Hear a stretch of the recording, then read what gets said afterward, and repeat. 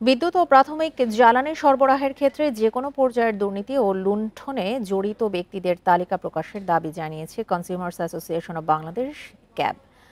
Noodles খান নাই তো নুডলসই খান নাই। এ সময় ব্যক্তি মালিকানাধীন 40টি ফার্নেস অয়েল ভিত্তিক 4000 মেগাওয়াট উৎপাদন সম্পন্ন বিদ্যুৎ কেন্দ্রগুলোর চুক্তি বাতিলের দাবি জানিয়েছে ক্যাব।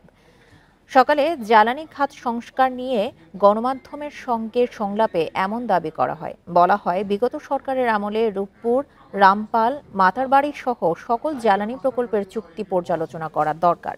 ভারতের আদানির কয়লাভিত্তিক বিদ্যুৎ প্রকল্প থেকে বিদ্যুৎ আমদানির ব্যয় লুণ্ঠনমূলক বলে জানানো হয়।